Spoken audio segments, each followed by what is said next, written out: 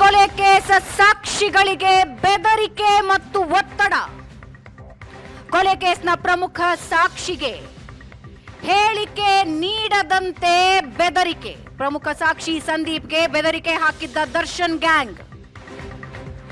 ಸಾಕ್ಷಿ ಹೇಳದಂತೆ ಬೆದರಿಕೆ ಹಾಕಿದ್ದಾರೆ ಅಂತ ಕೋರ್ಟಿಗೆ ದೂರು ನೀಡಲಾಗಿದ್ದು ಕ್ರಮ ಕೈಗೊಳ್ಳುವುದಕ್ಕೆ ನ್ಯಾಯಾಲಯ ಆದೇಶಿಸಿದೆ.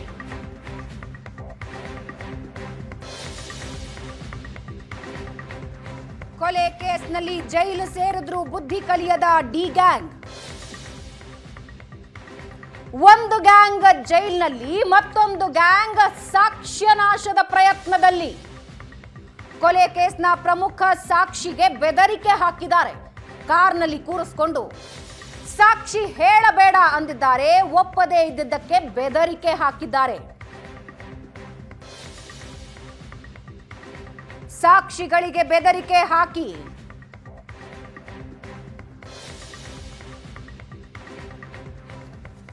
ಮೂರು ಜನ ಆರೋಪಿಗಳಾಗಿದ್ದಾರೆ. ಎಫ್ಐಆರ್ ದಾಖಲಾಗಿದ್ದು 3 ಜನರನ್ನ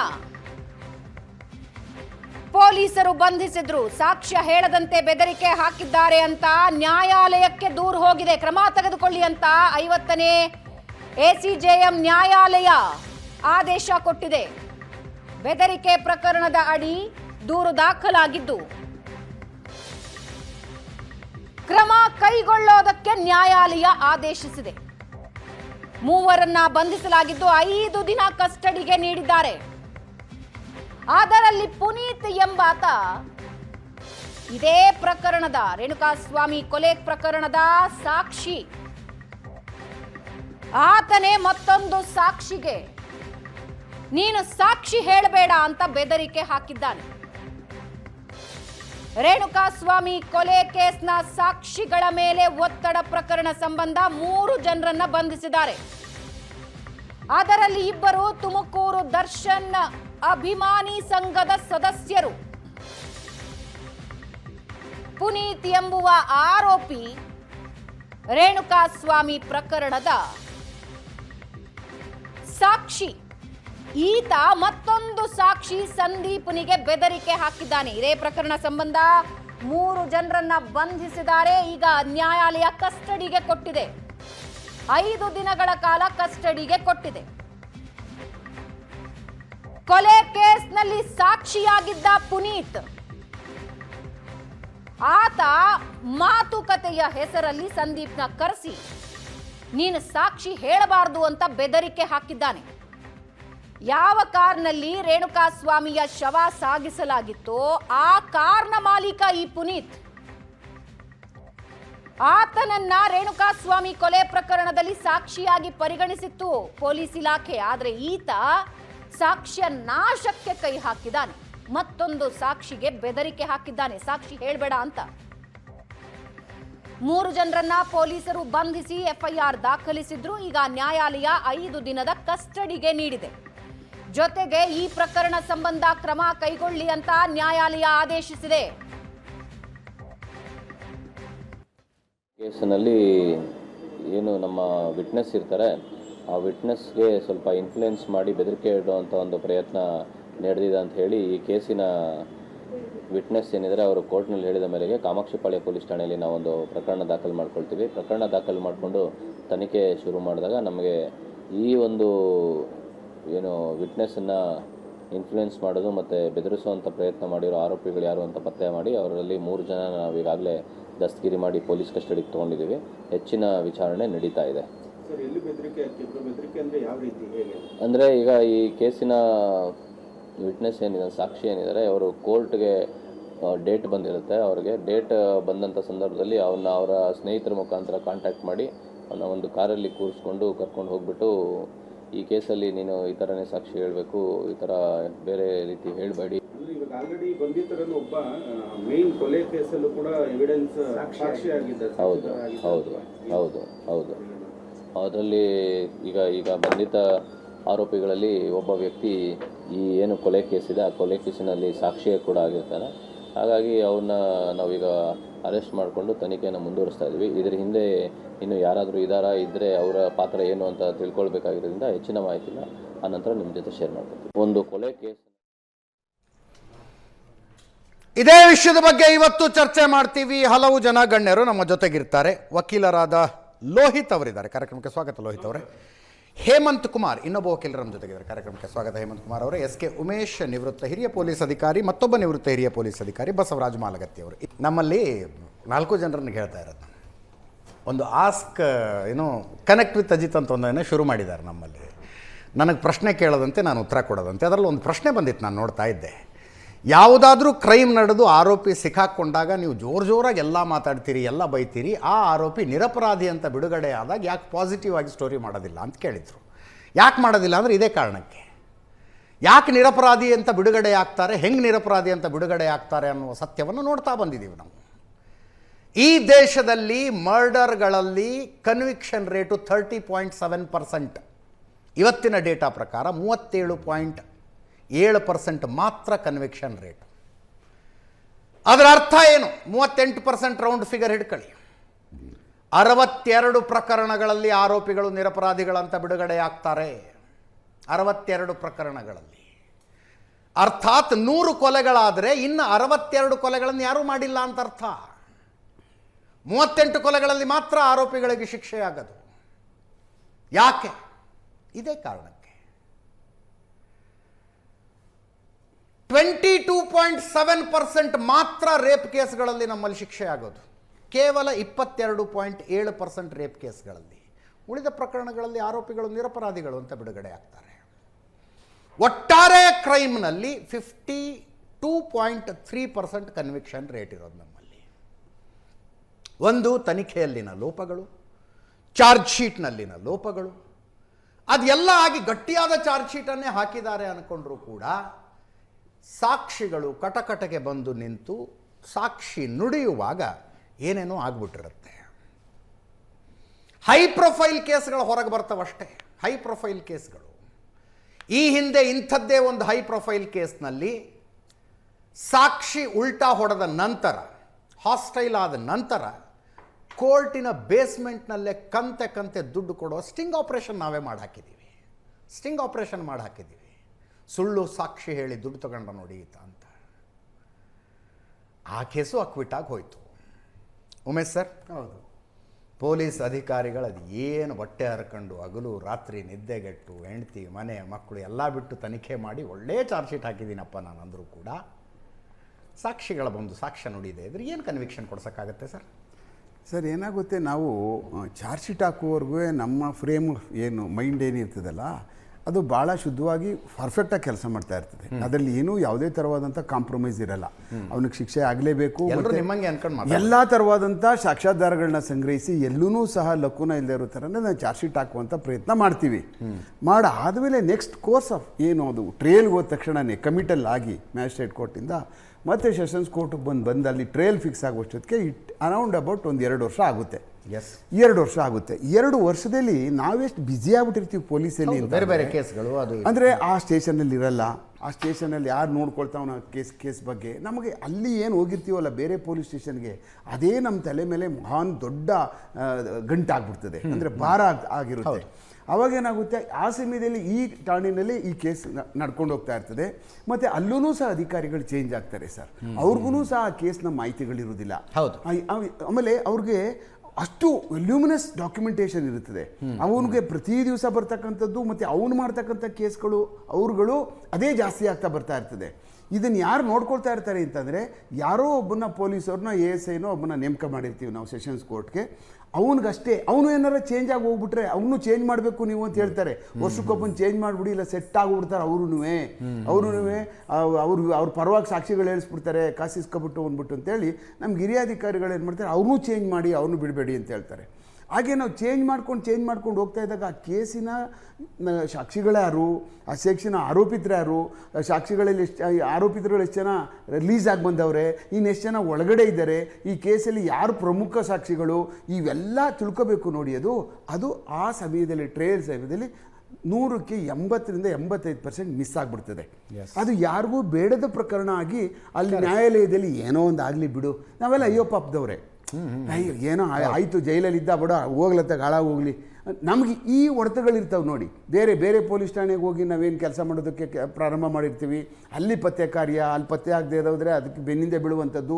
ಇದ್ರ ಒಳಗಡೆ ಏನಾಗ್ತದೆ, ಇದನ್ನೆಲ್ಲ ಕೊಂಡಿನೇ ಕಳ್ಸ್ಕೊಬಿಡ್ತೀವಿ ನಾವು. ಹೌದು ಹೌದು. ಈ ಕೊಂಡಿ ಪೂರ್ತಿ ಕಳಿಸ್ಕೊಂಡು ನಾವು ಬೇರೆ ಇನ್ನೊಂದು ಠಾಣೆಗೆ ಹೋದಾಗ ಏನಾಗ್ತದೆ, ಅಲ್ಲಿ ಎಸ್ಟಾಬ್ಲಿಷ್ ಮಾಡಿಕೊಂಡು ಬಿಸುದೊಣ್ಣೆ ತಪ್ಪಿಸ್ಕೊಳ್ಳುವಂಥ ಕಾರ್ಯಕ್ರಮ.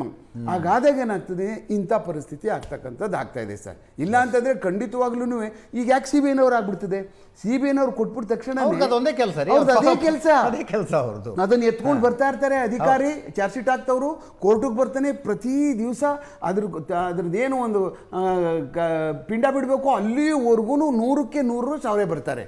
ಅದು ಆ ಥರ ಪ್ರೊಸೀಜರ್ ಇದೆ. ಆ ಕಾರಣಕ್ಕೋಸ್ಕರನೇ ಅಲ್ಲೆಲ್ಲ ಕನ್ವಿಕ್ಷನ್ ಜಾಸ್ತಿ ಆಗ್ತವೆ.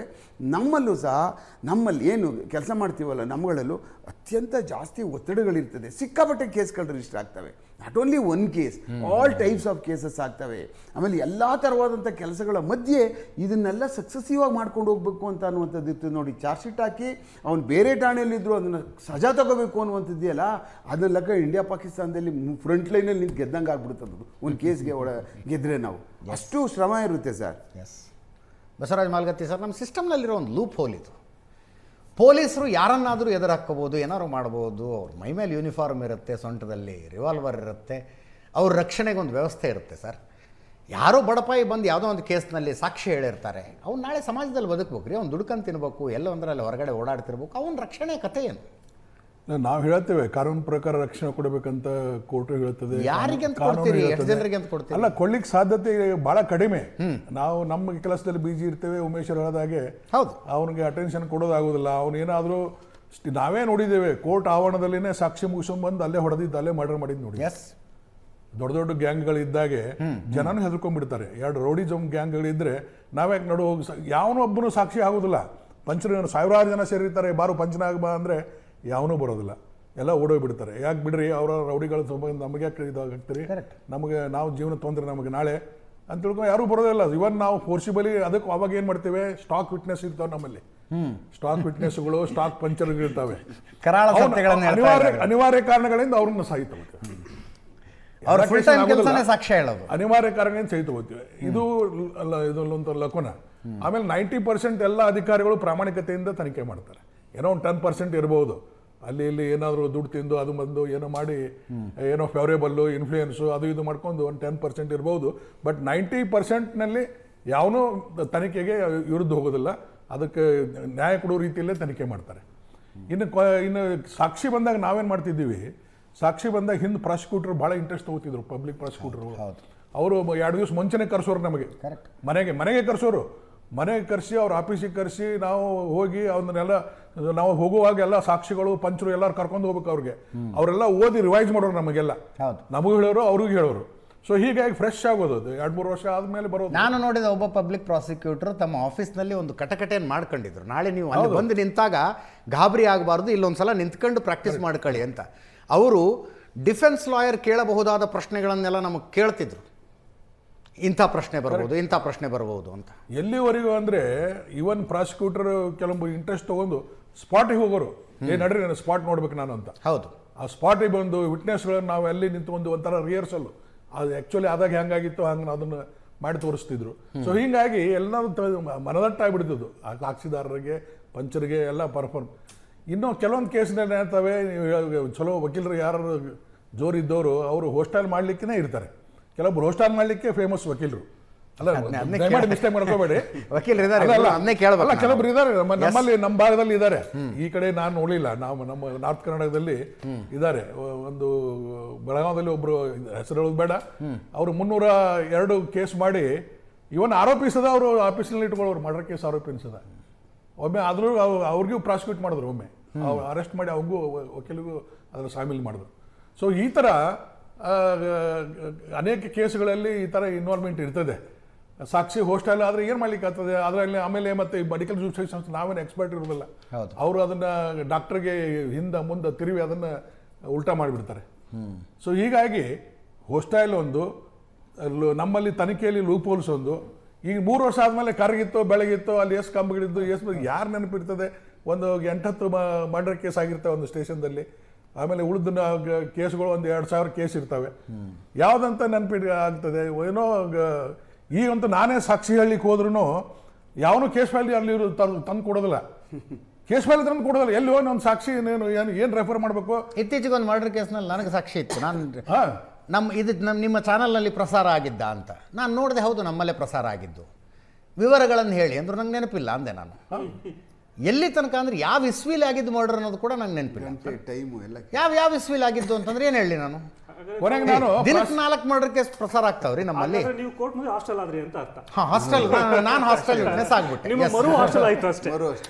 ಅವನಿಗೆ ಕಾನ್ಸ್ಟೇಬಲ್ ಇದ್ದವನಿಗೆ ಎಲ್ಲಪ್ಪ ಫೈಲ್ ಕೊಡೋ ಅಂತಂದ್ರೆ, ಸರ್ ಅದು ಸಿಗ್ಲಿಲ್ಲ ಸರ್, ಫೈಲು ಭಾಳ ಹಳೆ ಫೈಲು, ಇಲ್ಲಿ ನನಗೂ ಸಿಗ್ಲಿಲ್ಲ, ಅದು ಪ್ರಾಸಿಕ್ಯೂಟರ್ ಕಡೆ ಇರ್ತಂತ ಸರ್ ಅಂತ ಹೇಳಿದ್ರು. ಅವನಕ್ಕೆ ಆ ಪ್ರಾಸಿಕ್ಯೂಟರ್ ಇಟ್ಕೊಂಡು ಅವ್ರ ಕಡೆಯಿಂದ ತೊಗೊಂಡು ನೋಟ್ ಕೊಡೋಕೆ ಬರ್ತಾರೆ. ಇಷ್ಟು ತ್ರಾಸ ಆಗ್ತದೆ ಅದು ಸಾಕ್ಷಿ ಹೇಳಕ್ಕೆ ಹೋದಾಗೆ. ಅವರು 108 ಅವರೆಲ್ಲ 100% ವಕೀಲರು ರೆಫರೆನ್ಸ್ ಮಾಡ್ಕೊಂಡು ತಯಾರಾಗಿ ಬಂದಿರ್ತಾರೆ. ನಾವು ಏನೂ ಇಲ್ಲಾರ್ದ ಹೋದ್ರೆ ಅಲ್ಲಿ ಕೇಸ್ ಫೈಲ್ ಇಲ್ಲ, ಏನೂ ಇಲ್ಲ. ಅಲ್ಲಿ ಇದ್ದ ಇನ್ಸ್ಪೆಕ್ಟ್ರು ಅವ್ರಿಗೆ ಇಂಟ್ರೆಸ್ಟ್ ತೊಗೊಳ್ಳೋದಿಲ್ಲ. ಅವ್ರು ಹೇಳ್ದಂಗೆ ಯಾರೂ ಇಂಟ್ರೆಸ್ಟ್ ತೊಗೊಳ್ಳೋದಿಲ್ಲ. ಅವೇನು ಕೋರ್ಟ್ PC ಇರ್ತಾನೆ, ಅವನೇ ಸ್ವಲ್ಪ ಏನೋ ಇಂಟೆಲಿಜೆಂಟ್ ಇದ್ದ, ಸ್ವಲ್ಪ ಬುದ್ಧಿವಂತ ಇದ್ದ ಅಂದ್ರೆ ಅವನಿಗೂ ಸಹ ಬುಕ್ ಮಾಡಿಬಿಡ್ತಾರೆ ಕೋರ್ಟ್ PC-ನೂ. ಆಮೇಲೆ ಎವಿಡೆನ್ಸ್ಗಳನ್ನ ಬೇಕಾದಷ್ಟು ಹೋಸ್ಟೈಲ್ ಮಾಡಿಬಿಡ್ತಾರೆ. ಸೊ ಹೀಗಾಗಿ ಕೇಸುಗಳು ಅಕ್ವಿಟ್ ಆಗಲಿಕ್ಕೆ ಅದೊಂದು ಭಾಳ 168 ಕೇಸುಗಳು ಅಕ್ವಿಟ್ ಆಗ್ತವೆ ನಮ್ಮಲ್ಲಿ. 168 ಮುತ್ತಪ್ಪರಾಯ ಕೇಸಲ್ಲಿ 45 ಕೇಸುಗಳು ಅಕ್ವಿಟ್ ಆಗ್ಬಿಟ್ಟು ನಾನು ನಿರಪರಾಧಿ ಅಂತ ಹೊರಗೆ ಬಂದ್ರು. ಹೌದು, ಅದರ ಅರ್ಥ ನಾವು ಬ್ಯಾನ್ ಮಾಡೇ ಇಲ್ವಾ? ಹಾಗೆ ಸೀರೀಸ್ ಆಫ್ ಕೇಸಸ್. ಹೀಗೆ ಯಾರು ಸ್ವಲ್ಪ ಜೋರು ಇರ್ತಾರೆ ಅಂಥವ್ರ ವಿರುದ್ಧ ಯಾರೂ ಸಾಕ್ಷಿ ಹೇಳಿಕ್ಕೆ ಹೋಗೋದಿಲ್ಲ. ಆಮೇಲೆ ಇವರು ಸ್ಟಾಕ್ ವಿಟ್ನೆಸ್ಗಳು ಇರ್ತಾವಲ್ಲ, ಪಂಚರು ವಿಟ್ನೆಸ್, ಅವರು ದುಡ್ಡು ತಗೊಂಡು ಹೋಸ್ಟೈಲ್ ಆಗಿಬಿಡ್ತಾರೆ. ಅವ್ರು ಇರೋದೇ ಅದಕ್ಕೆ. ಇಲ್ಲ ಪುಕ್ಸಟ್ಟೆ ಬಂದು ಸಹಿ ಮಾಡ್ತಾರೆ. ಯಾರು ಉದ್ಯೋಗ ಬಿಟ್ಕೊಂಡು ಯಾರು ಕೋರ್ಟಿಗೆ ಬರಬೇಕು, ಅಲ್ದಾಡಬೇಕು, ಒಂದು ದಿವಸ ಸಾಕ್ಷಿ ಹೋದರೆ ಸಾಕ್ಷಿ ತೊಗೊಳೋದಿಲ್ಲ, ನಾಳೆ ಅರ್ಜೆಂಟ್ ಅಂತಾರೆ, ವಕೀಲ ಇನ್ನೊಂದು ಡೇಟ್ ತೊಗೋತಾರೆ. 3-4 ಸಲ ಅಡ್ಡಾಡಿ ಕೊನೆ ಬೇಸರ ಆಗಿ ಬಿಟ್ಬಿಡ್ತಾರೆ. ಬರೋದು ಬೇಡ ಅಂತ ಇಂಟ್ರೆಸ್ಟ್ ಇದ್ದವನು ಸದಾ ಬಿಟ್ಬಿಡ್ತಾನೆ. TA ಕೊಡೋದಿಲ್ಲ, DA ಕೊಡೋದಿಲ್ಲ, ಸುಮ್ಮನೆ ಕಾನೂನಲ್ಲಿ ಇದೆ, ಯಾವಂಗೂ ಕೊಡೋದಿಲ್ಲ. ಇಲ್ಲಿ ಸಿಟಿಯಲ್ಲಂತೂ TA DA ಬರೋದೇ ಇಲ್ಲ. ಯಾಕಂದ್ರೆ ಸಿಟಿಯಲ್ಲಿ ಇರೋದ್ರಿಂದ ಏನೂ ಬರೋದಿಲ್ಲ. ಹಳ್ಳಿಗಳಲ್ಲಾದರೆ ಏನಾದರೂ ಕೊಡಿಸ್ಬೋದು, ಬಟ್ ಇಲ್ಲಂತೂ ಏನೂ ಬರೋದಿಲ್ಲ. ಹೀಗಾಗಿ ನಾವು ರಕ್ಷಣೆ ಕೊಡೋದಂತೂ ದುರುಳಿತಿ. ಅಲ್ಲಿ ಯಾರಿಗೂ ರಕ್ಷಣೆ ಕೊಡ್ಲಿಕ್ಕಾಗಲ್ಲ. ಸುಮ್ಮನೆ ಹಂಗೆ ಹೇಳ್ತೀವಿ, ನಾವು ನೋಡ್ತೀವಿ ಒಬ್ಬನಿಗೆ ಕಾನ್ಸ್ಟೇಬಲ್ಗೆ ಅವನು ಮನೆ ಮುಂದೆ ಹಾಕಿ ಅಲ್ಲಿ ಹಾಕಿ ಅವು ಎಲ್ಲಿ 24 ಗಂಟೆ ಅಲ್ಲಿ ಕಾಯ್ಲಿಕ್ಕೆ ಆಗ್ತದ? ಸಾಧ್ಯನೇ ಇಲ್ಲ. ಸೊ ಹೀಗಾಗಿ ಧಮಕಿಯೂ ನಡೀತದೆ, ಇನ್ಫ್ಲೂಯೆನ್ಸ್ ನಡೀತದೆ, ದುಡ್ಡು ನಡೀತದೆ. ಅವ್ರದ್ದು ಯಾರು ಮಾತು ಕೇಳ್ತಾರೆ, ಅವ್ರ ಸಮಾಜದ ಹಿರಿಯರು ಯಾರು ಇರ್ತಾರೆ ಅವ್ರ ಕಡೆ ಹೇಳಿಸ್ತಾರೆ. ಕೊನೆಗೆ ಎಲ್ಲಿವರೆಗೆ ಅಂದರೆ ಸಮಾಜದಿಂದ ಬಹಿಷ್ಕಾರ ಆಗ್ತಾರೆ. ಅವ್ರಿಗೆ ಸಮಾಜದವರೇ ನಮ್ಮ ಮಾತು ಕೇಳಿಲ್ಲ ಅಂತ ತಿಳ್ಕೊಂಡು ಅವ್ನು ಸಮಾಜದಿಂದ ಬಹಿಷ್ಕಾರ ಹಾಕಿದ್ದಾರೆ. ಇಷ್ಟು ನೋಡಿದ್ದೇವೆ. ಒಮ್ಮೆ ನಮ್ಮ ಜಡ್ಜ್ ಸಾಹೇಬ್ ಕೇಳಿದ್ರು, ಒಂದು ರೇಪ್ ಕೇಸ್ನಲ್ಲಿ ಒಂದು ಹುಡುಗಿ ಇಲ್ಲಿ ಕೆನ್ನೆ ಕಟ್ ಮಾಡಿದ್ದ, ಕಡ್ದಿದ್ದ, ಅದು ಕೆನ್ನೆ ಪೀಸು ನಾವು ಜಪ್ ಮಾಡಿದ್ದೇವೆ. ಕೆಳಗೆ ಬಿದ್ದಿದ್ದು ಪೀಸು ಒಂದು 14-15 ವರ್ಷದ ಹುಡುಗಿದು ಪೀಸ್ ಜಪ್ ಮಾಡಿದ್ದೇವೆ. ಅವಾಗಿನ ಪೋಕ್ಸೋ ಏನು ಇರಲಿಲ್ಲ. ಈ ಜಪ್ ಮಾಡಿದ್ದನ್ನು ಅದು ಜಡ್ಜಿಗೆ ಸಿಟ್ಟು ಬಂದು, ಇದೇನಿದು ಮತ್ತೆ ಇದು ನಿಂದ ಹೌದಲ್ಲಮ್ಮ, ಅದು ಕೆನ್ನೆ ಗಾಯ ಆಗಿದಲ್ಲಿ ಹೌದಿಲ್ಲ, ಅದಕ್ಕೆ ಸುಮ್ಮನೆ ಅಳಕತ್ತು ಬಿಡ್ಲಿಕ್ಕೆ. ಸೊ ಅಷ್ಟು ಅವ್ರಿಗೆ ಸಮಾಜದಿಂದ ಹೊರಹಾಕಿದ್ರು ನೋಡಿ, ವಡ್ರ ಕಮ್ಯುನಿಟಿ ಅವ್ರದ್ದು ಸಮಾಜದಿಂದ ಹೊರಹಾಕಿ ಅವ್ರಿಗೆ ಭಾಳ ದುಡ್ಡು ಕೊಟ್ಟು ಇದು ಮಾಡಿ ಎಲ್ಲ ಹಿರಿಯರೆಲ್ಲ ಸೇರಿಕೊಂಡು ಇಷ್ಟೊಂದು ತೊಂದರೆ ಕೊಟ್ಟರು. ನಾನು ಹೊರಗೆ ಬಂದ ಮೇಲೆ ಏನಮ್ಮ ನಾನೇ ಇರುವಾಗಲೇ ಒಂದು 50,000 ರೂಪಾಯಿ ಕೊಡಿಸ್ಬೋದು, 1 ಲಕ್ಷ ಕೊಡಿಸ್ಬೋದಾಗಿತ್ತು. ಯಾಕೆ ದೊಡ್ಡ ಪಾರ್ಟಿ ಅದು ಆರೋಪಿಗಳು, ಅವರೇ ಕೊಡಿಸ್ಬೋದಾಗಿತ್ತು. ಬಟ್ ಅದೂ ಆಗಲಿಲ್ಲ. ಬರೀ 5,000 ರೂಪಾಯಿ ಕೊಟ್ಟು ಅವರಿಗೆ ಇದು ಮಾಡಿಸಿದ್ರು, ಹೋಸ್ಟೈಲ್ ಮಾಡಿಸಿದ್ರು. ನಾನು ಆರಂಭದಲ್ಲಿ ಹೇಳಿದ್ನಲ್ಲ, ಯಾರೋ ಕೇಳಿದ ಪ್ರಶ್ನೆ ಆಗಿತ್ತು. ಕ್ರೈಮ್ ನಡೆದು ಆರೋಪಿಗಳು ಸಿಕ್ಕಿಬಿದ್ದಾಗ ಅವ್ರ ಬಗ್ಗೆ ಏನೇನೋ ಮಾತಾಡ್ಬಿಡ್ತೀರಿ ನೀವು. ಪ್ರಕರಣ ವಿಚಾರಣೆ ಮುಗಿದು ಅವರು ನಿರಪರಾಧಿಗಳು ಅಂತ ಬಿಡುಗಡೆ ಆದಾಗ ಅವ್ರ ಬಗ್ಗೆ ಪಾಸಿಟಿವ್ ಆಗಿ ಮಾತಾಡಬೇಕು, ಅವ್ರ ಬಗ್ಗೆ ಒಳ್ಳೇದು ಮಾತಾಡಬೇಕು, ಯಾಕೆ ಮಾತಾಡೋದಿಲ್ಲ ಅಂತ ಕೇಳಿದ್ರು. ಉತ್ತರ ಸಿಕ್ತು ಅಂತ ಕಳ್ತೀನಿ. ಯಾಕೆ ನಿರಪರಾಧಿಗಳು ಬಿಡುಗಡೆ ಆಗ್ತಾರೆ ಅನ್ನೋದಕ್ಕೆ. ಒಂದು ಪ್ರಕರಣದಲ್ಲಿ ಒಬ್ಬ ಆರೋಪಿಗೆ ಶಿಕ್ಷೆ ಕೊಡಿಸಬೇಕು ಅನ್ನುವುದಕ್ಕೆ ಇರುವ ವ್ಯವಸ್ಥೆಗಿಂತಲೂ ಆತನನ್ನು ನಿರಪರಾಧಿಯಾಗಿ ಬಿಡುಗಡೆ ಮಾಡಬೇಕು ಅನ್ನುವ ವ್ಯವಸ್ಥೆ ಸ್ಟ್ರಾಂಗ್ ಆಗಿದೆ ನಮ್ಮಲ್ಲಿ. ಭಾಳ ಬಲಾಢ್ಯವಾಗಿದೆ, ಭಾಳ ಸ್ಟ್ರಾಂಗ್ ಇದೆ, ಭಾಳ ಸಿಸ್ಟಮೆಟಿಕ್ ಆಗಿದೆ ಅದು. ಎಸ್ ಲೋಹಿತ್ ಅವರೇ ಹೇಳಿದ್ರಲ್ಲ ಸಾಹೇಬ್ರು, ಈಗ ಮೊದಲನೇದಾಗಿ ಈ ಹಾಸ್ಟೈಲ್ ಮಾಡಿಸೋದು ಇದೆಯಲ್ಲ, ವಕೀಲರ ತಲೆ ಓಡಿರತ್ರಿ ಹಿಂದ್ಗಡೆ. ನೀವು ಹಾಸ್ಟೈಲ್ ಆದ್ರಿ ಅಂತ ಹೇಳಿದ್ನಲ್ಲ, ಮರ್ತು ಹೋದ್ರಿ. ಅಂದ್ರೆ ವಕೀಲರ ತಲೆ ಓಡೋದಂತಲ್ಲ, ಅಕಾಡೆಮಿಕ್ ಪರ್ಪಸ್. ಈಗ ಸರ್ FIR ಹಾಕಿದ್ದಾರೆ, ಹೌದು, ಅವ್ರನ್ನ 2 ವರ್ಷ ಆದ್ಮೇಲೆ ಒಂದು ಕಡೆ ಟ್ರಾನ್ಸ್ಫರ್ ಮಾಡಿಬಿಡ್ತಾರೆ, ಇನ್ವೆಸ್ಟಿಗೇಷನ್ ಮಾಡಿರ್ತಾರೆ. ಕೋರ್ಟಿಗೆ ಬಂದು ಸಾಕ್ಷಿ ಅವರೇ ಹೇಳ್ಬೇಕಾಗತ್ತೆ. ಹೌದು, ಅಂದರೆ ಆ FIR ಹಾಕಿದವರು ಅವರ ಕರ್ತವ್ಯವನ್ನು ಅವ್ರು ಮಾಡಬೇಕಾಗತ್ತೆ. ಸಿಸ್ಟಮ್ನ ನಾವು ಯಾವಾಗ ಏನು ಹೇಳ್ತೀವಿ ಅನ್ನೋವಂಥದ್ದನ್ನ ಅದ್ರ ಬದಲು ಈ ಸಿಸ್ಟಮ್ನ ಸರಿಪಡಿಸೋದು ಹೇಗೆ ಅನ್ನೋವಂಥದ್ದು ಪ್ರಕರಣದಲ್ಲಿ. ಎಲ್ಲ ಪ್ರಕರಣ ಕೂಡ ಮುಖ್ಯನೇ. ಒಂದು ಇವಾಗ ದರ್ಶನ್ ಪ್ರಕರಣ ಅಂತ ಹೇಳಿ ಇಷ್ಟು ಒಂದು ಆಕ್ಟಿವ್ ಆಗಿ ಮಾಡ್ತಿರುವಂತದನ್ನ ಇದೇ ರೀತಿ ಒಂದು ಯಾರೋ ಒಬ್ಳೆ ಹೋಗ್ತಾಳೆ ಹೇಳ್ತಾಳೆ, ನನಗೆ ರಾತ್ರಿ ಫೋನ್ ಮಾಡ್ದ ಗಂಡ ಬೈದ 498 ಅಲ್ಲಿ ಹೇಳ್ತಾರೆ, ಅದನ್ನು ಕೂಡ ಇದೇ ತರ ಬೇಧಿಸ್ತಾರ. ಒಂದು ಇಂಪಾರ್ಟೆಂಟ್, ಯಾಕೆ ಅದು ಕೂಡ ಪ್ರಕರಣವೇ ಅಂತ ತಗೊಬೇಕು. ಸಾಕ್ಷಿ ಅನ್ನುವಂಥದ್ದು ನೀವು ಹೇಳಿದ್ರಲ್ಲ ಇಷ್ಟೊಂದು ಬಿಡುಗಡೆ ಆಗ್ತಿದೆ ಇಷ್ಟು ಪರ್ಸೆಂಟೇಜ್ ಅಂತ, ಇವೆಲ್ಲವೂ ನಿಂತಿರೋದು ಸಾಕ್ಷಿಯ ಮೇಲೆ. ಹಾಗಾದ್ರೆ ಪೊಲೀಸರು ಹಾಕುವಂತ ಎಲ್ಲಾ FIR ಕೂಡ ಸಾಚನಾ, ಎಲ್ಲ ಕರೆಕ್ಟೇನಾ, ಯಾರು ಇನ್ನೋಸೆಂಟ್ನವರು ಡಂಪ್ ಮಾಡಿಲ್ವಾ? ಈ ಒಂದು ವಿಷಯಕ್ಕೆ ಸಂಬಂಧಪಟ್ಟಂತೆ ಸಾಕ್ಷಿಗಳು ಅಂದ್ರೆ ಜಡ್ಜ್ ಮುಂದೆ ಏನು ನುಡಿತಾರೋ ಸಾಕ್ಷಿ ಆಧಾರಗಳು, ಅದ್ರ ಮುಂದೆನೆ ನಮಗೆ ಬಿಡುಗಡೆ ಅಥವಾ ಭಾಗ್ಯ ಅಥವಾ ಕನ್ವಿಕ್ಷನ್ ಭಾಗ್ಯ ಅನ್ನೋಂಥದ್ದು ಇರುವಂಥದ್ದು. ಸೊ ಹಾಗಾದಾಗ ಸಾಕ್ಷಿ ಅನ್ನೋದು ಎಷ್ಟು ಪ್ರಾಮುಖ್ಯತೆಯನ್ನು ವಹಿಸುತ್ತೆ, ಅದನ್ನ ಸೆಕ್ಯೂರ್ ಮಾಡೋಕ್ಕೆ ಸಾಕ್ಷಿಗಳನ್ನ ಸೆಕ್ಯೂರ್ ಮಾಡೋಕ್ಕೆ ಯಾವ ರೀತಿಯ ವಾಚನ್ನು ಮಾಡ್ತಾರೆ ಅನ್ನೋದು ಬಹಳ ಇಂಪಾರ್ಟೆಂಟ್. ಈಗ ಆರೋಪಿಯ ಪರ ವಕೀಲ ನಾನು ಸಾಕ್ಷಿಗಳನ್ನ ವಾಚ್ ಮಾಡ್ತಾ ಇದ್ದೀನಿ. ಪ್ರಾಸಿಕ್ಯೂಷನ್ ಕೂಡ ಅದೇ ರೀತಿಯಾಗಿ ವಾಚ್ ಮಾಡಬೇಕಲ್ವಾ, ಅಂದರೆ ಲಿಮಿಟ್ ಮಾಡಬೇಕಲ್ವಾ? ಈಗ ನನ್ನ ಹತ್ರ ಒಂದು 100 ಪ್ರಕರಣ ಇದ್ದಾವೆ, ನಾಳೆ ಬರುವಂಥ ಪ್ರಕರಣವನ್ನು ನಾನು ವಾಚ್ ಮಾಡ್ತೀನಿ, ಏನು ಮಾಡಬೇಕು, ಯಾವ ರೀತಿ ನೋಡಬೇಕು, ಯಾವ ರೀತಿ ಗೆಲ್ಲಬೇಕು ಅನ್ನೋದು ನಾವು ವಾಚ್ ಮಾಡ್ತೀವಿ. ದಟ್ ಇಸ್ ಮೈ ಡ್ಯೂಟಿ, ಅದೇ ನನ್ನ ಧರ್ಮ, ಅದೇ ನನ್ನ ಕರ್ತವ್ಯ. ನಾನು ಅದಕ್ಕೋಸ್ಕರ ವಕೀಲನಾಗಿರ್ತೀನಿ, ಏನೂ ಮಾಡೋಕ್ಕಾಗಲ್ಲ. ಅಥವಾ ನಾನು ಸುಳ್ಳು ನಿಜ ಅಂತ ಹೇಳ್ಬೋದು, ನಿಜನ ಸುಳ್ಳು ಅಂತ ಹೇಳ್ಬೋದು. That is not a point. ತೀರ್ಪೇನು ಬಂತು ಅದು ನಿಜ ಅಂತ ಒಪ್ಕೊಬೇಕಾಗುತ್ತೆ. ಇದು ಸಂವಿಧಾನದ ಈ ದೇಶದ ಒಂದು ಭಾಗ್ಯನೋ ಏನಂತ ಬೇಕಾದ್ರೂ ತಗೋಬೋದು. ಹಾಗಾದಾಗ ಪ್ರಾಸಿಕ್ಯೂಷನ್ಗಳು ಕೂಡ ಪೋಸ್ಕೋ ಆಗಿರ್ಬೋದು ಅಥವಾ ಯಾವುದೇ ಒಂದು ಪ್ರಕರಣ ಆಗಿರ್ಬೋದು, ಅದನ್ನು ಯಾವ ರೀತಿಯಾಗಿ ಅದನ್ನು ಸೆಕ್ಯೂರ್ ಮಾಡಬೇಕು. ಈಗ ಒಂದು ಹೇಳ್ತಾರೆ ವಕೀಲರು ವಾಶ್ರೂಮ್ ಮಾಡಿಬಿಡ್ತಾರೆ ಅಂತ ಹೇಳ್ತಾರೆ. ಅಲ್ಲಿ ಕಾನ್ಸ್ಟೇಬಲ್ಗಳು ಬರ್ತಾರಲ್ಲ, ಡೌಟ್ ಡಕಾಯಿತಿ ಕೇಸ್ಗಳಲ್ಲಿ ಕಾನ್ಸ್ಟೇಬಲ್ಗಳು ಬರ್ತಾರಲ್ಲ, ಅವ್ರಿಗೆ ಯಾರನ್ನ ಅರೆಸ್ಟ್ ಮಾಡ್ಕೊಂಡ್ಬಂದ್ವಿ ಅಂತ ಗೊತ್ತಿರಲ್ಲ. ಈ ಕಡೆ ಮಾಲಗತ್ತಿ ಸರ್ ಹೇಳ್ತಾರೆ ನಮ್ಮದ ಸ್ಟಾಕ್ಸ್ ಇದಾವೆ, ನಾವು ಅವ್ರನ್ನೇ ವಿಟ್ನೆಸ್ ಮಾಡ್ತೀವಿ ಅಂತ ಹೇಳ್ತಾರೆ. ಹಾಗಾದ್ರೆ ಆ ವಿಟ್ನೆಸ್ ಅಲ್ಲಿಲ್ಲ ಅಂತ ಇವ್ರು ಒಪ್ಕೋತಿದಾರಲ್ಲ, ಅದನ್ನ ನಾವು ಯಾಕೆ ಪರಿಗಣಿಸಬೇಕಾಗುತ್ತೆ? ಹಾಗಾಗಿ ಈ ವಿಟ್ನೆಸ್ಗಳನ್ನ ತಾವು ಸೆಕ್ಯೂರ್ ಮಾಡ್ಕೊಳ್ಳೋಕ್ಕೆ ಮಾಡಬೇಕಾಗಿರುವಂತ ಕೆಲಸವನ್ನ ನಾವು ಮಾಡಬೇಕಾಗುತ್ತೆ ಬಿಟ್ಟು ಅದು ಸರಿ ಇದು ಸರಿ ಅನ್ನೋಂಥದ್ದಿಲ್ಲ. ಈಗ ಸಾಕ್ಷಿಯನ್ನ ಕರೆಕ್ಟಾಗಿ ನುಡಿದು ಸಾಕ್ಷಿಯನ್ನ ಕರೆಕ್ಟಾಗಿ ಒದಗಿಸಿದ್ರೆ ಯಾಕೆ ಕನ್ವಿಕ್ಷನ್ ಆಗಲ್ಲ? ಸೊ ಈ ಸಾಕ್ಷಿ ಅನ್ನೋದು ಬಹಳ ಪ್ರಾಮುಖ್ಯತೆ. ಸಾಕ್ಷಿ ಸರಿಯಾಗಿ ನುಡಿಯದಂತೆ ನಾವು ಪ್ರಯತ್ನ ಪಡ್ತಿರ್ತೀವಿ, ನೋಡೋಣ ನೀವು ಎಷ್ಟು ಹೇಳಿಸ್ತಿರೋ ಹೇಳಿಸಿ ಅನ್ನೋ ಇದೇ ಸುವರ್ಣದಲ್ಲಿ ಒಂದು ಸ್ಟಿಂಗ್ ಆಪರೇಷನ್ ಆಗಿರುತ್ತೆ. ದುಡ್ಡನ್ನ ಬೇಸ್ಮೆಂಟ್ ಕೊಟ್ಟಿರುವಂತದ್ದು ನಾನು ಮರೆಯಕ್ಕೆ ಸಾಧ್ಯವೇ ಇಲ್ಲ. ಅದನ್ನ ಬಹಳ ಅಪ್ರೂವ್ ತುಂಬಾ ಚೆನ್ನಾಗಿ ಮಾಡಿರ್ತಾರೆ, ಸಾಕ್ಷಿ ಹೇಳಿ ಬಂದು ಉಡಿಸ್ಕೊಂಡು ಹೋಗ್ತಾರೆ. ಅದು ಕನ್ವಿಕ್ಷನ್ ಏನಾಯ್ತದು? ಸೊ ದಟ್ ಈಸ್ ವಾಟ್ ಅಂದ್ರೆ ನ್ಯಾಯಾಲಯದ ಮುಂದೆ ಏನು ತಾವು ನುಡಿತೀರಿ, ನ್ಯಾಯಾಲಯದ ಮುಂದೆ ಏನನ್ನ ತಾವು ಒದಗಿಸ್ತೀರಿ ಅದನ್ನೇ. ಈ ಪ್ರಕರಣಕ್ಕೆ ಬರೋಣ, ಈ ದರ್ಶನ್ ಪ್ರಕರಣಕ್ಕೆ ಬರೋಣ. 3 ಜನನ ಅರೆಸ್ಟ್ ಮಾಡಿದ್ದಾರೆ. ಇದರಲ್ಲಿ ಒಬ್ಬ ಸಾಕ್ಷಿಯೂ ಕೂಡ ಆಗಿರ್ತಾನೆ, ಇನ್ನೆರಡನ್ನ ಅವನು ಬೆದರಿಸಿರ್ತಾನೆ. ಸೊ ಪೊಲೀಸರು ಇದನ್ನ ಚೆನ್ನಾಗಿ ಟ್ರೇಸ್ ಔಟ್ ಮಾಡಿ ಕೋರ್ಟ್ ನ್ಯಾಯಾಲಯದ ಮುಂದೆ ಯಾವುದೋ ಒಬ್ಬ ಸಾಕ್ಷಿ ಹೇಳ್ತಾನೆ, ಸ್ವಾಮಿ ನನಗೆ ಬೆದರಿಕೆ ಇದೆ ಅಂತ. ಆ ಬೆದರಿಕೆಯ ಮೇಲೆ ಆತನನ್ನ ಹೌದಾ ನೀನು ಇಮಿಡಿಯೇಟ್ ಆಗಿ ಆಕ್ಷನ್ ತಗೋ ಅಂತ ಹೇಳಿದಾಗ ಪೊಲೀಸರು ಇಮಿಡಿಯೇಟ್ ಆಗಿ ಅದನ್ನ ಹಿಡಿದಿದ್ದಾರೆ, ಬೇದನೆ ಮಾಡಿದ್ದಾರೆ. ಸೊ ನಾನು ಯಾವುದೋ ಒಂದು 100 ಜನ ವಿದ್ಯಾರ್ಥಿಗಳಿಗೆ ಭಾಷಣ ಮಾಡಬೇಕಂತ ಹೇಳಿದೆ, ಹಳೆ ಕೇಸು ಸುಪ್ರೀಂ ಕೋರ್ಟ್ ಜಡ್ಜ್ಮೆಂಟ್ ಯಾವುದು ಓದಬೇಡಿ, ನೀವು ದರ್ಶನ್ ಕೇಸ್ನ FIR ಇಂದ ಹಿಡಿದು ಇಲ್ಲಿವರೆಗೂ ಏನು ಹಿಡಿದಿದ್ದೀವಿ ಅದು ನೋಡ್ರೆ ಸಾಕು, ಕ್ರಿಮಿನಲ್ ಕೇಸ್ ಕಲಿತೀರಾ, ಯಾವ ಪ್ರೊಸೀಜರ್ಸ್ ಬರ್ತವೆ, ಹಾಗೆ ವಿನಯ್ ಕುಲಕರ್ಣಿ ಅದು ತೊಗೊಂಡ್ರು ಸಾಕು ನೀವೆಲ್ಲನೂ ಕಲಿತೀರಿ ಅಂತ. ಸೊ ಹಾಗಾಗಿ ಈ ಪ್ರಕರಣ ನಮಗೇನೋ ಒಂದು ತಿಳಿಸ್ತಾ ಇದ್ದಾವೆ. ಇದು ನಾಲೆಜಬಲ್ ಆಗಿ ಅಂದ್ರೆ ಜನರಿಗೆ ಸಾಕ್ಷಿ ನಾನು ಎದುರಿಸಿದ್ರು ಕೂಡ ಪೊಲೀಸರು ಅವನ್ನ ಅರೆಸ್ಟ್ ಮಾಡ್ತಾರೆ ಅಂತ ಗೊತ್ತಾದಾಗ ಆ ಕೆಲಸವನ್ನ ಮಾಡ್ತಾರೆ. ಹಾಗೆ ಅದು ಮಿಸ್ಯೂಸ್ ಕೂಡ ಆಗ್ಬೋದು. ಅದನ್ನ ಮಿಸ್ಯೂಸ್ ಆದಾಗಲೇ ಈ ವಕೀಲರುಗಳು ಅವ್ರ ಕೆಲಸಗಳು ತೋರಿಸ್ತಾರೆ. ನೀನು ಯಾವಾಗ ಹೇಳಿದ್ರು, ಯಾವ ಫೋನ್ ನಂಬರ್ ಅಲ್ಲಿ ಮಾಡಿದ್ರು, ಯಾರನ್ನ ಕರ್ಕೊಂಡು ಹೋದ್ರು. 498 ಕೇಸ್ ನಾವು ಸುಮ್ಮನೆ ನಾನು ನಿಮ್ಗೆ ಉದಾಹರಣೆಗೆ 1 ನಿಮಿಷದಲ್ಲಿ ಮುಗಿಸ್ತೀನಿ. 498 most misuse cases in India. ಎಲ್ಲರೂ ಕರ್ಕೊಂಡು ಹೋಗ್ಬಿಡೋರು, ತಂದೆ ತಾಯಿ ಅತ್ತೆ ಮಾವ ಅಕ್ಕ ತಂಗಿ ಎಲ್ಲರೂ ಕರ್ಕೊಂಡು ಹೋಗ್ಬಿಡೋರು, ರಿಲೀಫ್ ಸಿಕ್ತು. ಈಗ ನೀವು 498 ಮಾಡಿದ್ರೆ 1 ತಿಂಗಳು ನೋಟಿಸ್ ಕೊಡಬೇಕು. ಸೆಕ್ಷನ್ ಇದೆ ಮೋಸ್ಟ್ ಮಿಸ್ಯೂಸ್ಡ್, ಅದು ಯಾವುದು ಅಂತ ಹೇಳಿ ವಿವಾದ ಆಗುತ್ತೆ ಇರಲಿ. ಮೋಸ್ಟ್ ಗೊತ್ತಾಯ್ತು, ಆಯ್ತು. ಅದು ಬಿಲ್ಡಿಂಗ್ ಕಟ್ಟಬೇಕಂದಾಗ ಹಿಡ್ಕೊಂತಾರೆ, ಅದೇ ಅನ್ಸುತ್ತೆ. ಎಸ್ ರೈಟ್ ಅಲ್ಲ? So correct. ಎಸ್. ಸೊ ಹಾಗಾಗಿ ಬ್ರೇಕಲ್ಲಿ ಹೇಳ್ತೀನಿ. ಸೊ ಹಾಗಾಗಿ ಈ ಸಾಕ್ಷಿ ಆಧಾರಗಳನ್ನ ಹೋಮ್ ಮಿನಿಸ್ಟರ್ ಅಂತ ಯಾರಿದ್ದಾರೋ, ಸರ್ಕಾರ ಇದ್ದಾರೋ, ಸರ್ ಬದಲಾವಣೆ ಆಗಬೇಕು, ಹೈಟೆಕ್ ಆಗಬೇಕು, ಸ್ಟೇಷನ್ ಹೈಟೆಕ್ ಮಾಡೋದಲ್ಲ. ಉದಾಹರಣೆಯಾಗಿ ನೌಕರಿಯನ್ನು ಕೊಡಬೇಕು ಕಾನ್ಸ್ಟೇಬಲ್ಸ್ಗಳಿಗೆ, ಸಬ್ ಇನ್ಸ್ಪೆಕ್ಟರ್ಗಳನ್ನ ನೇಮಕಾತಿಗಳನ್ನ ಮಾಡಬೇಕು, ಸಾಕ್ಷಿ ಆಧಾರಗಳ ಸಂಗ್ರಹಕ್ಕೋಸ್ಕರನೇ ಒಬ್ಬರನ್ನ ಪಾಯಿಂಟ್ ಮಾಡಬೇಕಾಗುತ್ತೆ. ಇವೆಲ್ಲವೂ ಕೂಡ ನಾವು ಹೇಳ್ಕೊಡ್ಬೇಕಾಗುತ್ತೆ. ಇದನ್ನು ಮಾಡಬೇಕು. ಅವ್ರಿಗೆ ನೌಕರಿ ಕೊಡ್ತೀವಿ, ಸಂಬಳ ಕೊಡ್ತೀವಿ, ಆ ಕೆಲಸ ಮಾಡಕ್ಕೆ ಬಿಡಿ. FIR ಹಾಕ್ಬೇಕಂದಾಗ, ಕೇಸ್ ಹಾಕ್ಬೇಕಂದಾಗ ಫುಲ್ ಪಾಪ ಓಡಾಡ್ಬಿಡ್ತಾರೆ. 1 ವಾರ ನಿದ್ದೆ ಮಾಡಲ್ಲ ಸರ್, ಎಲ್ಲೆಲ್ಲೋ ಕರ್ಕೊಂಡ್ಬರ್ತಾರೆ, ಕಾಯ್ತಾರೆ, ಕರ್ಕೊಂಡ್ಬಿಡ್ತಾರೆ. 1 ವಾರ ಆದ ತಕ್ಷಣ ಬೇಲ್ ಆಗುತ್ತೆ. ಬೇಲ್ ಆದ ತಕ್ಷಣ ಅವ್ರ ಮನೆಯವರು ಹೇಳ್ತಾರೆ ಕೇಸ್ ಮುಗೀತು ಬಿಡು ಅಂತ ಹೇಳ್ತಾರೆ. ಈ ಸಿಸ್ಟಮ್ ಅನ್ನ ಸರಿಪಡಿಸಬೇಕಾಗಿರೋದು ಯಾವುದು? ಸರ್ಕಾರ ಆಗಿರ್ಬೋದು ಅಥವಾ ಏನು ಕಾನೂನು ಸಚಿವರು ಇದ್ದಾರೋ ಅವ್ರು ಇರ್ಬೋದು. ಅವರು ಇದನ್ನು ಸೆಕ್ಯೂರ್ ಮಾಡಬೇಕಾಗುತ್ತೆ. ಅದನ್ನು ಸೆಕ್ಯೂರ್ ಮಾಡಿದಾಗ ಖಂಡಿತವಾಗ್ಲೂ ಯಾವುದೂ ಲೂಪಲ್ಲಿ ಸಿಗಲ್ಲ. ಯಾಕೆ ಫಾರಿನ್ಗಳಲ್ಲಿ ಅಡ್ಮಿನಿಸ್ಟ್ರೇಷನ್ಸ್ಗಳಲ್ಲಿ ಅಷ್ಟು ಚೆನ್ನಾಗಿ ಕನ್ವಿಕ್ಷನ್ಸ್ ರೇಟ್ಸ್ಗಳು ಬರ್ತವೆ, ನಮ್ಮಲ್ಲಿ ಯಾಕೆ ಬರಲ್ಲ? ಯಾರೋ ಒಬ್ಬ ಕಳ್ಳ ರೋಡಲ್ಲಿ ಓಡಾಡ್ತಿದ್ದಾನೆ, ಅವ್ನಿಗೆ ಏನಾಗಲ್ಲ ಬಿಡು, ಅವನೇನು ತಪ್ಪು ಮಾಡಿದ್ದಾನೆ, ಅವ್ನು ರಾತ್ರಿ ಎಲ್ಲ ಓಡಾಡ್ತಿರ್ತಾನೆ, ವಂಚಾಗ್ತಿರ್ತಾನೆ, ಅವನೇನೂ ಮಾಡಿಲ್ಲ ಅಂತ ನಾವು ಪ್ರೂವ್ ಆಗುತ್ತೆ.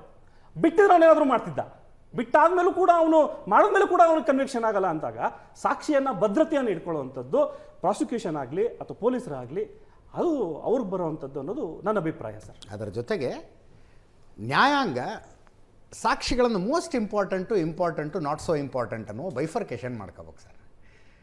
ಇವತ್ತು ಯಾರಿಗೋಗಿ ಧಮಕಿ ಹಾಕಿದ್ರಲ್ಲ, ಈತನ ಸಾಕ್ಷಿ ದರ್ಶನ್ ಮರ್ಡರ್ ಮಾಡಿದಾನೋ ಮಾಡಿಲ್ವೋ ಅನ್ನೋದನ್ನು ಪ್ರೂವ್ ಮಾಡೋದಕ್ಕೆ ಅಷ್ಟು ಎಸೆನ್ಷಿಯಲ್ ಇರುತ್ತಾ? ಬಟ್ ನಿಮಗೆ ಬೇಕು ವಕೀಲರುಗಳಿಗೆ ಕರೆಸ್ಬೇಕು, ನೀವು ಮತ್ತೆ ನಿಲ್ಲಿಸ್ಬೇಕು. ಅವನು ಕೆಂಪು ಅಂಗಿ ಹಾಕ್ಕೊಂಡಿದ್ನ ಗುಲಾಬಿ ಅಂಗಿ ಹಾಕ್ಕೊಂಡಿದ್ನ ಹೇಳೋ ಅಂತ ಕೇಳಬೇಕು. ಏನು ಎಸ್ ಕೆ ಉಮೇಶ್ ಸರ್? ಅಲ್ಲ ಹಾಗೆ ಈಗ ಒಂದು ಮರ್ಡರ್ ಆಗಿದೆ ರೀ, ಆ ಸುದ್ದಿ ನಮ್ಮಲ್ಲಿ ಟೆಲಿಕಾಸ್ಟ್ ಆಗಿದೆಯಪ್ಪ, ನನ್ನ ಸಾಕ್ಷಿ ಏನಾಗಬೇಕಾಗಿದೆ ಅಲ್ವೇ? ಸುವರ್ಣ ನ್ಯೂಸ್ನಲ್ಲಿ ಟೆಲಿಕಾಸ್ಟ್ ಆಗಿತ್ತೋ ಆಗಿಲ್ವೋ ಅನ್ನೋದಕ್ಕೆ ಸಂಬಂಧ ನಾನು ಹೇಳಿ ಏನಾಗೋದಿದೆ? ಅದೇನು ಮರ್ಡರ್ನಲ್ಲಿ ಏನಾದ್ರು ಉಲ್ಟಾ ಆಗುತ್ತಾ? ಉಲ್ಟಾ ಆಗೋದಿಲ್ವಾ? ನನ್ನ ಸಾಕ್ಷಿ ಅವಶ್ಯಕತೆ ಇಲ್ಲ. ನನ್ನ ಸಾಕ್ಷಿ ಅದನ್ನು ಅವಶ್ಯಕತೆ ಇದೆ ಅಂದರೆ ನನಗೂ ಯಾರೋ ಧಮಕಿ ಹಾಕ್ಬೋದು, ನನಗೂ ಯಾರೋ ದುಡ್ಡು ಕೊಡೋಕ್ಕೆ ಬರ್ಬೋದು.